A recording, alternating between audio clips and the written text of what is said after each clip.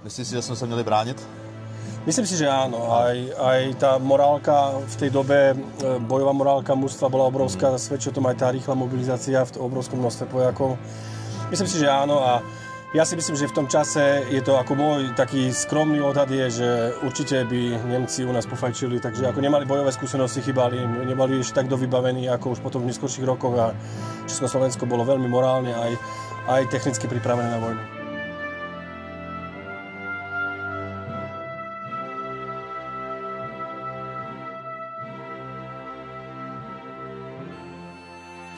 Ahoj, tak já vás vítám u nového videa. Tentokrát se nacházíme na Slovensku ve Staré Lubovni a my se dneska jdeme podívat do vojenského muzea. Za mnou už vidíte samozřejmě tank, takže už to malinko napovídá.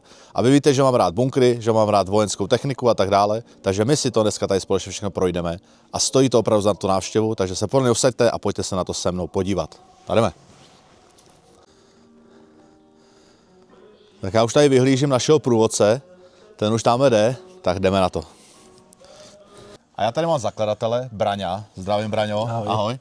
A Braňo nás dneska provede. Tak můžeme jít na to? Na co se můžeme na všechno těšit? Tak máme tu 100 metrov dlhý zákop, autentické bunkre, reálne palné zbranie z druhej svetovej vojny a techniku z obdobia druhej svetovej vojny až po súčasnosť. Jo? Tak se jdeme na to podívat. Tak super.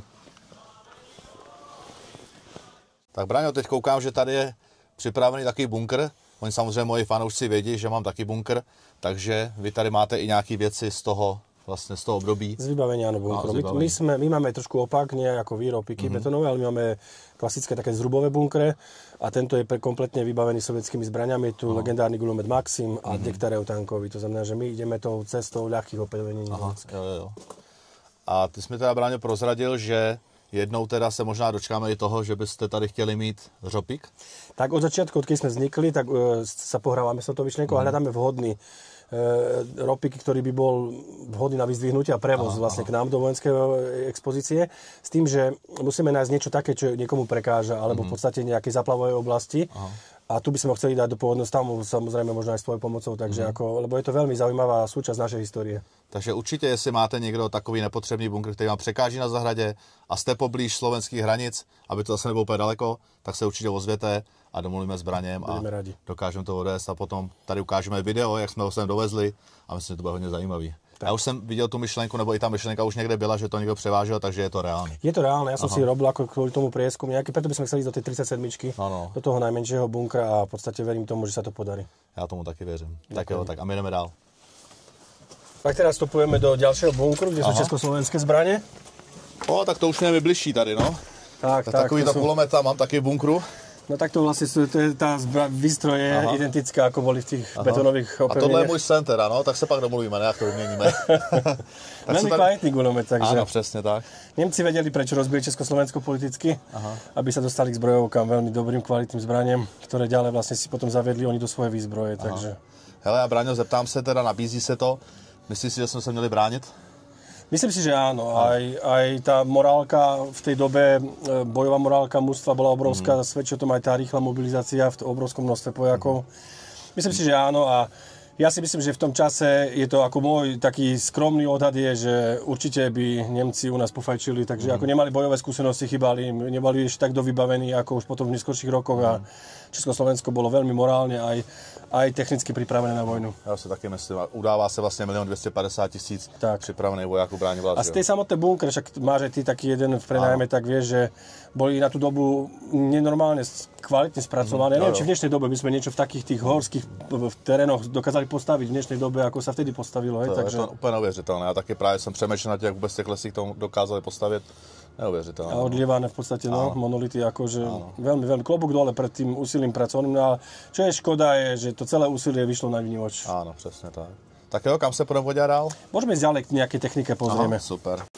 Tak teraz máme možnosť si prejsť dobový zákop, ktorý tu máme v podstate, ťahne sa jednou časťou celého múzea. A v tejto časti máme nainštalované bojové vozidlo vlastne MTLB sovietské, aby si návštevníci skúsili zažiť takú tú emóciu z toho, ako keby vám pod hlavou prechádzal tank. Takže môžete si pekne, poďte za mnou, prejdeme si popod neho. Tak si to podlezeme.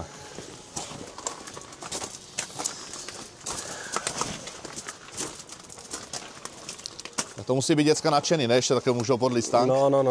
Chceme tak viac toho, tak dať. Budeme teraz prekladať tieto veci ešte. To je super nápad. Je to také iné, no. Aha. Tu sa chystá taký interaktívny bunker, v podstate na budúci rok malo by byť taký ako keby slepý zákop. Aha. Že tam bude vlastne pokračovať nejaká projekcia, že budete mať pocit, že vlastne si priamo v dianí v boji nejakom.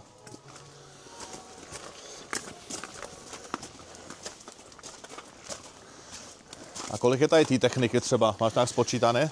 Ja som to nepočítal, ale spočítal to môj syn. Áno. Lebo chcel vedieť koľko, tak máme tu 60 kusov vozidiel. Plus aj tých, ktorí čakajú ešte v depozitár na opravu a cez 45 kusov palných zbraní. Takže zatiaľ, no, keď sme začínali, každý hovorí, že či to máme kam dávať ešte, a hovorím, že miesta je stále dosť. Chceme to fakt, aby to zase sme neprehltili, aby to malo nejakú koncepciu, ale horší bol ten začiatok, keď sme mali 6 kusov techniky a tvárili sme sa, že máme plné múzeum. Takže toto je ten lepší prípad. To je super.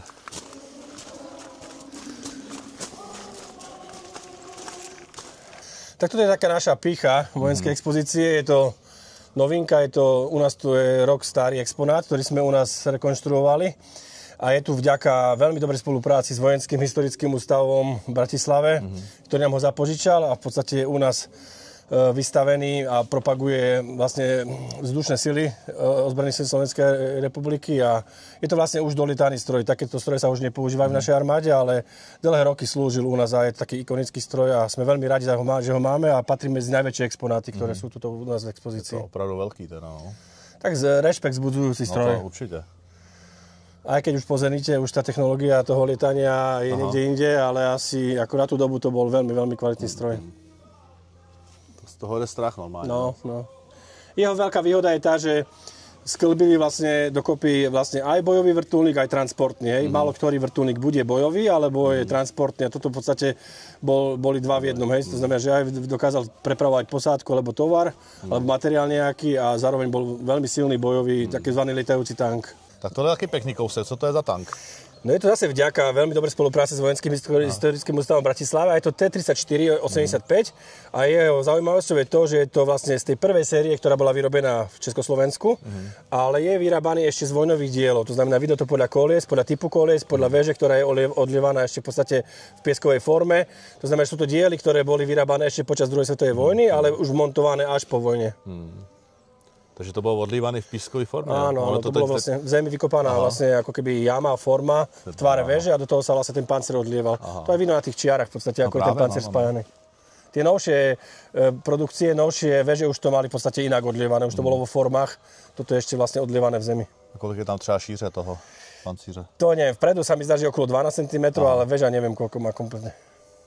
A určite to sa jen tak neprostřelí, že jo? No, výhodou tohto tanku bolo to, že tá cena jeho bola, v každej vojne vyhráva ekonomika, takže vlastne za cenu možno jedného nemeckého Tigra dokázali vyrobiť 20 takýchto tečiek.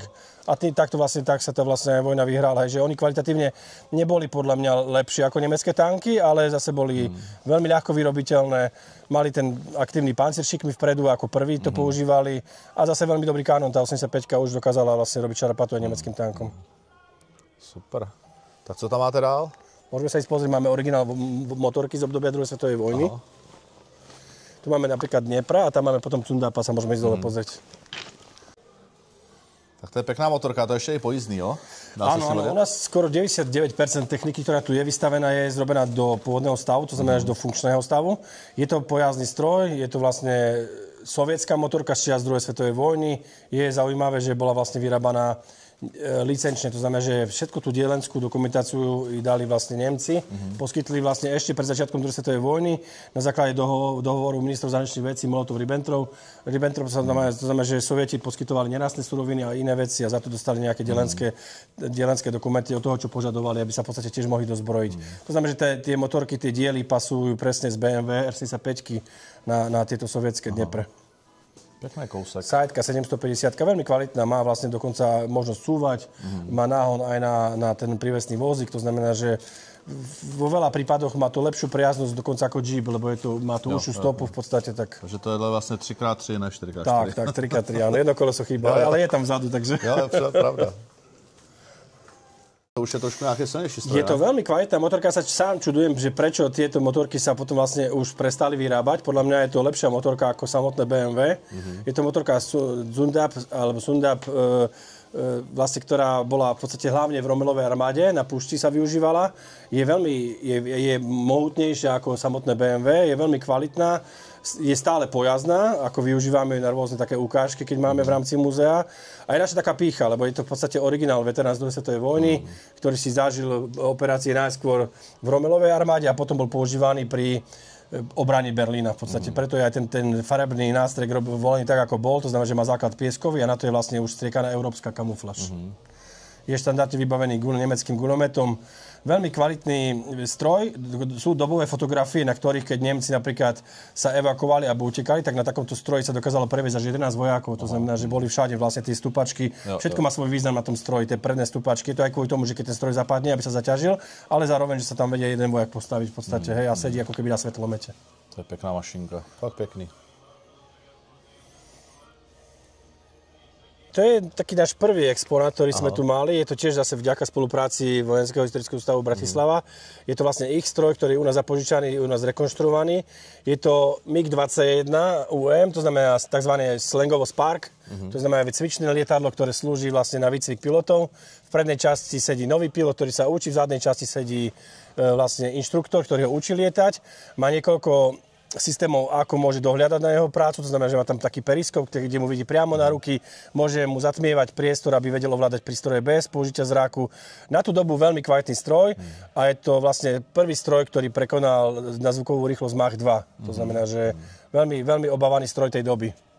Některé exponáty jste můžete i vyzkoušet, tak já si jdu zkusit, jaký je to vlíz do tanku. Tak, nebudu si to úplně nasazovat. Tak velkou nemají, hele.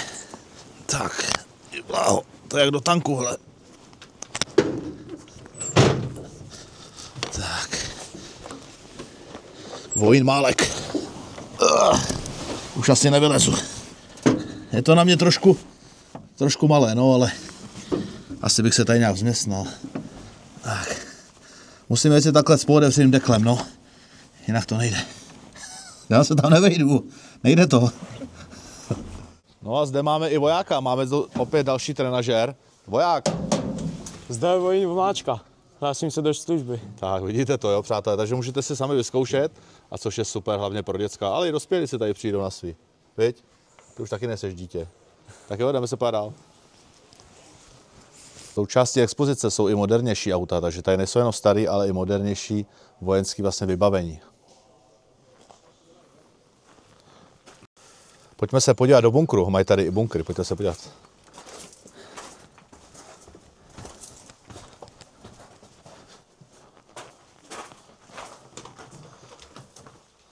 Ono to jsou sice bunkry, ale je to dělaný právě pro návštěvníky. Když sem přijedete a chcete se tady ubytovat, třeba ze školou nebo s přáteli, tak si tady můžete užít ubytování i. Tak to je super. To se dětem musí líbit, ale palandy, jako na vojně, super. Mně to přijde teda hodně zajímavý a myslím si, že sem přijede škola nebo nějaký středoškoláci, tak si myslím, že je to fajn jakoby tip na ubytování. Je to super. To je dobrý nápad. Tak jdeme dál. Hele Braňo, já jsem moc rád, že se nás tady provedl, protože opravdu je to úžasný. My teda samozřejmě nebudeme ukázat úplně všechno, je tady ještě spoustu co k vidění, takže my jsme ukázali jenom takovou ochutnávku malou, abyste samozřejmě měli tu potřebu sem jet a chtěli sem jet, protože opravdu to stojí za to. A já ti, Braňo, hele, moc děkuju. Ďakujem aj ať ja. se daří, ať máte hodně návštěvníků a doufám, že se daří ten bunker jednou. Ďakujem aj ja a pre všetkých tých, ktorí by nás chceli navštíviť, iba poviem to, že máme ešte veľký pavilón kolesovej a pasovej techniky, kolekciu zbraní pálnych, v podstate zbranie a techniku, ktoré sa využívajú dodnes. To znamená, že aj moderné stroje, v podstate, ktoré sa využívajú stále aktuálne v ozbrojených silách Slovenskej republiky. Takže veľmi pekne ďakujem za vašu návštevu a teším sa na ďalšie návštevy. Super, my určitě napíšeme a hodíme link dolů pod video, abyste se mohli podívat na stránky, jestli máte i facebookové stránky. Máme, áno. Jo, a teď teda ste otevření do... Teraz ideme už v takomto zimnom režime, sme otvorení už iba do konca októbra. Potom už budeme zazimovať múzeum, ale sme otvorení pre verejnosť vlastne len počas víkendov. Dobře, tak ještě to teď možná stihnete a když ne, tak zase na jaře se budeme těšit. Tešíme sa. Tak jo, tak se mějte krásně, pokud se vám video líbilo, nezapomeňte dělat like, odběr a zvoneček a budeme se těšit u dalšího videa. Ahoj. Ahoj. A my se neprolítnou tou stěhačkou, ne? Co? To by sme mali takého tu jedného pána, ktorý sa o to veľmi zaujímal.